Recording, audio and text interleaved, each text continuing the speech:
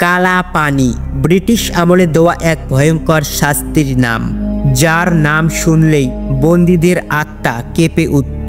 সুদূর দ্বীপে নির্মিত এই জেলাটিকে পৃথিবীর বুকে জীবন্ত নরক বলা হতো। বিংশ শতাব্দীতে যখন দেশের স্বাধীনতা আন্দোলন তুঙ্গে, তখন ইংরেজরা বিপ্লবীদের ধরে এনে এই কালা পানি অর্থাৎ সেলুলার জেলে পুরে দিত। সেখানে তাদের এমনভাবে নির্যাতন করা হতো যে তারা প্রতিদিন ঈশ্বরের কাছে মৃত্যুর কামনা করত, কিন্তু যারা মরতে চাইতো তাদের কষ্ট দিয়ে বাঁচিয়ে রাখা হতো, আর যারা বেঁচে থাকতে চাইতো তাদের তিল তিল করে মেরে ফেলা হতো। বন্ধুরা, স্বাধীনতার লড়াইয়ের সময় প্রায় ৮০,০০০ বন্দীকে এই কালাপানি জেলে নিয়ে যাওয়া হয়েছিল, যাদের মধ্যে মাত্র ৩০০ জন জীবিত অবস্থায় ফিরতে পেরেছিলেন। আর বাকি বন্দির কি হয়েছিল তা আজও এক রহস্য। তবে ব্রিটিশদের জন্য এই জেল ছিল যেন সোনার ডিম পাড়া মুরগি, কারণ এখানে ইংরেজরা বন্দীদের কাঠপুতলির মতো নাচাতো এবং দিনভর কাজ করাতো। কিন্তু প্রশ্ন হলো, কেন তৈরি হয়েছিল এই জেল? কালাপানির গল্পের শুরু ১৮৫৭ সালের প্রথম স্বাধীনতা আন্দোলন থেকে। বিপ্লবীদের ব্যাপক ধরপাকড় শুরু হলে ইংরেজরা বুঝতে পারে এত বিপুল সংখ্যক বিদ্রোহীকে ফাঁসি দেওয়া বা কামানের মুখে উড়িয়ে দেওয়া সম্ভব নয়। তাই রাজনৈতিক বন্দীদের জেলে একজোট হয়ে ইংরেজদের বিরুদ্ধে নতুন করে আন্দোলন শুরু করার ভয় ছিল। তাই বিদ্রোহী এড়াতে ইংরেজরা এই বন্দীদের ভারতের মূল ভূখণ্ড থেকে দূরে পাঠানোর সিদ্ধান্ত নেন। এর জন্য বেছে নেওয়া হয় আন্দামান দ্বীপপুঞ্জকে। ১৮৫৮ সালের ১০ মার্চ জাহাজ বোঝাই করে প্রায় ২০০ জন বিপ্লবী বন্দীকে প্রথমবারের মতো আন্দামান ও নিকোবর দ্বীপপুঞ্জের দিকে পাঠানো হয়। বন্দীরা সেখানে পৌঁছে দেখে চারপাশে শুধু সমুদ্র আর জলমানবিহীন বন্য দ্বীপ। ম্যালেরিয়া, সাপ, বিচ্ছু ও পোকামাকড়ের কারণে এই দ্বীপগুলো রোগের ঘর বলে পরিচিত ছিল। বন্দীদের দিয়ে প্রথমে জঙ্গল কেটে ব্রিটিশ কর্মকর্তাদের জন্য ঘর তৈরি করা হয়। অসংখ্য বন্দী অসুস্থ হয়ে ও বিষাক্ত প্রাণীর কামড়ে মারা যায়। এই বন্দীদের দিয়েই আন্দামানের রাজধানী পোর্ট ব্লেয়ারে প্রথম জেল তৈরি হয়, যাতে ছিল ছোট ছোট কাঁচা ঘর। কিন্তু ব্রিটিশ সেনা লাগাতার বন্দী পাঠাতে থাকায় ১৮৯০-এর দশকে বন্দির সংখ্যা অনেক বেড়ে যায়।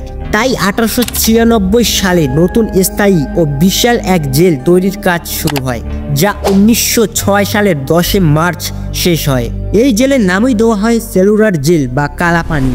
জেল তৈরির আগে ব্রিটিশ কর্মকর্তাদের জন্য বাসস্থান, চার্চ, কনফারেন্স রুম ইত্যাদি তৈরি করা হয়। এরপর তৈরি হয় মূল সেলুলার জেল কমপ্লেক্স। জেলের কেন্দ্রে ছিল বিশাল সেন্ট্রাল টাওয়ার, যেখানে প্রহরীরা দাঁড়িয়ে পুরো জেলের উপর নজর রাখত এবং সতর্ক করার জন্য একটি ঘন্টাও লাগানো ছিল সেখানে। টাওয়ারের বাইরে থেকে ৭টি শাখা তৈরি করা হয়েছিল।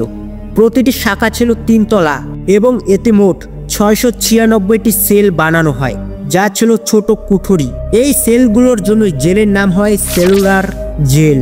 প্রতিটি সেল এমনভাবে তৈরি করা হয়েছিল যাতে কোনো বন্দী অন্য কোনো বন্দির সাথে যোগাযোগ করতে বা স্বাধীনতা আন্দোলনের কোনো পরিকল্পনা করতে না পারে। জেলের প্রতিটি শাখায় মুখ ছিল অন্য শাখার দেওয়ালের দিকে। প্রতিটি সেল ছিল প্রায় ১৫ থেকে ৯ ফুট আকারে, যেখানে প্রায় ৯ ফুট উচ্চতায় একটি করে ছোট জানালা, যাতে আলো বাতাস প্রবেশ করতে পারে, বন্দীরা যাতে পালাতে না পারে। সেজন্য জেলের চারপাশে ছিল হাজার হাজার কিলোমিটার জুড়ে কুমির ভর্তি সমুদ্র।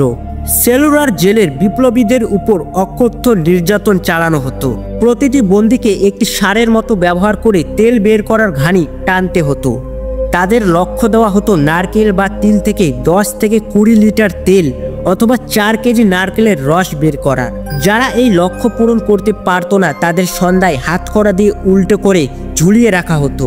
দীর্ঘ সময় নির্যাতনের পর যখন খাওয়ার পালা আসতো, তখন বন্দীদের পরিবেশন করা হতো সবুজ রঙের জলে ভাসমান কিছু পাতা ও পোকামাকড় যুক্ত ডাল, যা না খেলে খিদায় মৃত্যু নিশ্চিত, আর খেলে রোগ যন্ত্রণা।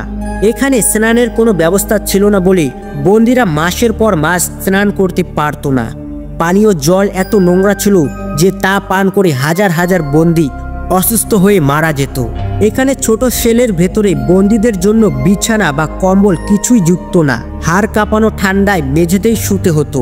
সেলে দুটি পুরনো পাত্র রাখা হতো, একটি পানীয় জলের জন্য আর অন্যটি হলো মলমূত্র ত্যাগের জন্য, যা এত ছোট ছিল যে টয়লেট করলে মেঝেতে গড়িয়ে পড়তো এবং বন্দীদের সেই মলের মধ্যেই শুতে হতো। রাতে মাত্র 3 থেকে 4 ঘন্টা ঘুমানোর সুযোগ মিলত এখানে। প্রধান টাওয়ারের ঘন্টা বাজতেই বন্দীদের অনিচ্ছার সত্ত্বেও ঘুম থেকে উঠতে হতো এবং আগের দিনের চেয়েও ভয়াবহ জীবনযাপন করতে হতো।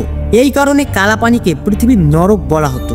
বিংশ শতাব্দীর শুরুতে যে ভারতীয় বিপ্লবী ইংরেজদের উপর ভারী পড়ত বা যাদের আন্দোলন দেখে ইংরেজরা ক্ষমতা হারানোর ভয় পেত, তাদেরই ধরে এনে কালাপানি জেলে পাঠানো হতো। এমনই একজন বিপ্লবী ছিলেন বিনায়ক দামোদর দাস সাভারকর। তাকে কালাপানি জেলে নিয়ে গেলে জেলের পরিচালক ডেভিড বেরি বলেছিলেন, এই ব্রহ্মাণ্ডে একজন ঈশ্বর আছেন যিনি স্বর্গে থাকেন, কিন্তু পোর্ট ব্লেয়ারে দুজন ঈশ্বর, একজন স্বর্গের ঈশ্বর আর অন্যজন আমি। তিনি সাভারকরকে আরও বলেছিলেন যে এই জেলের দেওয়াল এত নিচু কেন জানেন? কারণ এর বাইরে 1000 মাইল জুড়ে শুধু সমুদ্র, তাই এখান থেকে পালানো অসম্ভব। সাভারকরকে 6 মাস জেলে রাখা হয়। দিনরাত তার থেকে তেল বের করার কাজ করানো হতো, তবু তিনি হার মানেননি এবং এই নরক থেকে জীবিত বেরিয়ে আসতে সক্ষম হন, যা অধিকাংশ বন্দীর কাছেই ছিল শুধু স্বপ্ন। সাভারকর ছাড়াই হাজার হাজার স্বাধীনতা সংগ্রামী এই কালাপানি জেলে সাজা খেটেছিলেন। 1933 সালে চাটগাঁও অস্ত্রাগার লুণ্ঠন মামলায় 300 জন বিপ্লবী বন্দীকে এখানে আনা হয়। তারা জেলের ভেতরে উন্নত অধিকারের দাবিতে অনশন শুরু করে। 44 দিন ধরে চলা এই অনশনের পর ইংরেজরা তাদের গলায় পাইপ ঢুকিয়ে জোর করে দুধ ঢালার চেষ্টা করে। এর ফলে মহাবীর সিং, মোহন কিশোর নামদাস এবং মোহিত মৈত্রা নামে 3 আন্দোলনকারীর ফুসফুসে দুধ চলে যায় এবং নিউমোনিয়ায় আক্রান্ত হয়ে তাদের মৃত্যু হয়। অবশেষে 1938 সাল পর্যন্ত অনশন চলার পর ব্রিটিশরা সমস্ত রাজনৈতিক বন্দীকে আন্দামান থেকে ভারতের মূল ভূখণ্ডের জেলে স্থানান্তরিত করতে বাধ্য হয়। একটি মজার বিষয় হলো যে ব্রিটিশরা ভারতীয় স্বাধীনতা সংগ্রামীদের উপর অত্যাচার করার জন্য সেলুলার জেল তৈরি করেছিল। তারা নিজেরাই এই জেলে বন্দী ছিল। 1942 সালে যখন জাপান আন্দামান নিকোবর দ্বীপপুঞ্জ দখল করে নেয়, তখন তারা তাদের শত্রু অর্থাৎ ব্রিটিশ সেনার বন্দীদের এই কালাপানি জেলেই রেখেছিল।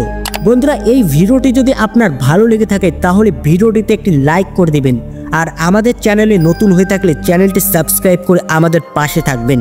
ততক্ষণে ভালো থাকবেন, সুস্থ থাকবেন। Take care, bye by.